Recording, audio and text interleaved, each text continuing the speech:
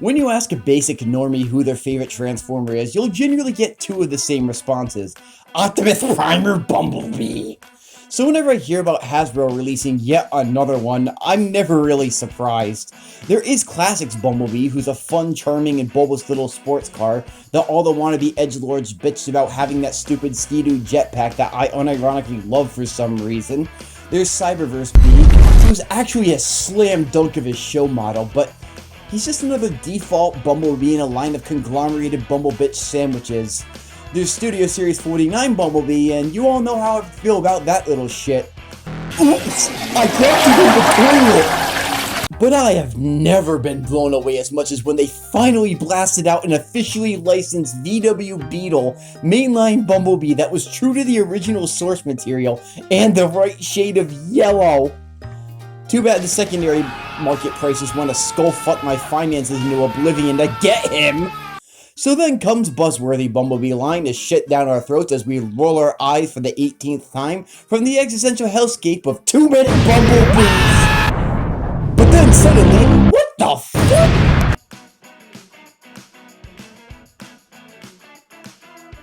You know, I really didn't think that Hasbro would ever release a Bumblebee on the mainline that would truly shock me as much as this little shit. But by the Allspark, how do you even conceive of a figure like this? Who designed this thing? Jesus? Yes, sir, meet the absolute pussy smasher in a line of sloppy seconds that is Buzzworthy Origins Bumblebee, a bombastic little UFO from the very first scene of the very first episode of Transformers in the history of ever, finally getting released as a mainline deluxe. Yes, everyone, let's start that highly original argument again. This thing is one of the shortest deluxes released by the line so far, and to accommodate the crybabies of the internet, Hasbro decided to include quite a few accessories to artificially inflate the price. Compensate us for the lack of size in this thing. Included with this set are 5 energon rods that can be found in a very nice translucent shade of orange, with a simple but satisfying aesthetic that can only describe as G1 without complaining from boomers. Also included is this jetpack that's painted in black instead of silver, you false advertising fucks. This thing is here with the express purpose of apparently shooting us into the nostalgia void of G1 again. He also comes with a gun too. Whoop-de-pickle. Now let's talk vehicle modes. Holy Lord Almighty, I don't think this thing has a single conceivable flaw to it. There are literally 0 panel lines on this thing at all, despite the baffling complexity of the transformation. The yellow is all 1000% color matched, and the paint is so glossy and satisfying. The blue translucent cockpit is tiny, but perfectly accurate to the cartoon model, and it's a ton of fun to imagine myself flying around in this little thing. I really don't honestly have a lot to say about this vehicle mode. It's so perfect, it's basically self-explanatory. Some areas that have a lot of stress applied to them do bleed in black in certain parts through the robot mode, but with an unhinged batshit transformation like this, can you really blame him? The transformation on this figure is an absolute slam dunk, with the legs folding into glorious chunks of robot that feels incredibly satisfying and simple. The feet fold up and the legs twist in a way that can be kind of confusing to memorize, but the rest of it's an extremely satisfying twist and untuck move that of course results in the entire top half of the vehicle mode on his back. Look at this adorable fluffy chunk of stupidity. This thing has an absolute vibe going on for it. The sunbow energy is just screeching off this head sculpt. It's so goddamn cute. Anyways, his stumpy little robot dork body is the perfect way of showing who Bumblebee should be. Breaking news, Bumblebee doesn't have to be Optimus Prime's second in command and or Jesus Christ for him to be a compelling character. But highly original commentary inside, this thing friggin' rips. The sculpting and painting is simply god tier. I love the way these little lines form a grill that both looks like it pops straight out of the cartoon from certain angles, but somehow brings it a completely realistic and badass vibe that people who are looking for that can go for. It's amazing how they managed to blend this little detail into a way that manages to pop into my eye so hard.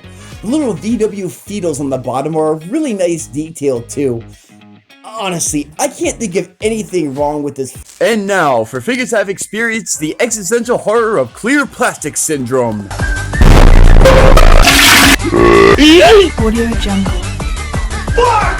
Fuck! Fuck! Fuck! Fuck! Fuck! Fuck! Oh!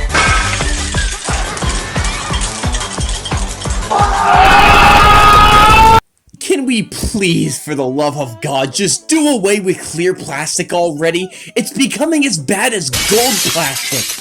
Why do we still have it in manufacturing, despite knowing how brittle and fragile it is?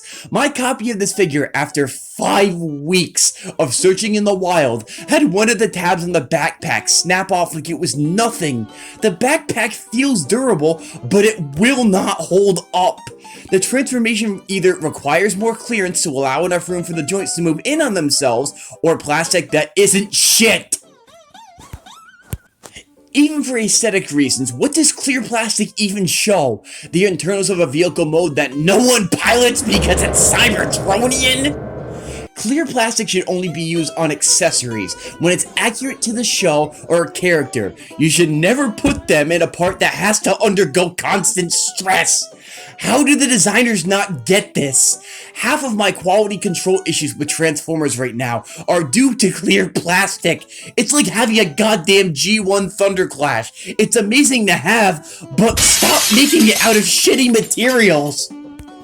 Why does Hasbro keep making these idiotic decisions? It's not costing them less. So what in the shit is the incentive here? Anyways, the articulation on this figure is actually pretty decent, with all the standard Siege bells and whistles. I have no idea how the hell they managed to work in an ankle tilt, probably through some kind of black magic ritual, but that's legitimately impressive considering the complexity of this transformation and the size in comparison. The basis support on this figure is incredible, whether it's because of his big old stupid robo-feeties or his incredibly solid weight distribution. Posing this little idiot is not a problem in the slightest. The inner jawed rods can be a little bit troublesome to get him to hold in a pose because his hands are too small, but with a jetpack and a gun, you can still get a holy hell out of a lot out of this figure. This figure feels like the first time where I feel like the money I spent on it is worth every penny, despite being the size of a Legends class figure.